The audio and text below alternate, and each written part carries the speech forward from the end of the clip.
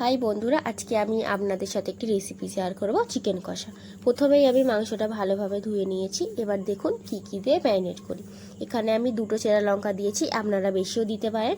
আমরা ঝাল কম খাই তাই 2টো দিয়েছি। 3 চামচ তেল দিচ্ছি, হলুদ গুঁড়ো, লঙ্কা গুঁড়ো, পরিমাণ মতো চিনি, স্বাদ মতো নুন, কাশ্মীরি লঙ্কা গুঁড়ো, আদা রসুন বাটা দিয়ে ভালোভাবে ম্যারিনেট করে নিচ্ছি। ভালোভাবে ম্যারিনেট করে 30 মিনিট আমি রেখে দেবো। এবার 30 মিনিট পরে আমি আবার চলে এলাম। কড়াই গরম হলে তেল দিয়ে দিলাম। এবার পেঁয়াজ কুচি দিয়ে ভালোভাবে নেড়ে ভাজা ভাজা হয়ে এলে টমেটো কুচিটা দিয়ে পেঁয়াজ ও টমেটোটা ভালোভাবে ভেজে নিচ্ছি। ভালোভাবে ভাজা হয়ে গেছে। এবার ম্যারিনেট করা মাংসটা দিয়ে দেব, দিয়ে ভালোভাবে নেড়ে দেব। ভালোভাবে নাড়া হয়ে গেলে ধনে গুঁড়ো, মিট মশলা দিয়ে ভালো করে নেড়ে কষিয়ে নেব।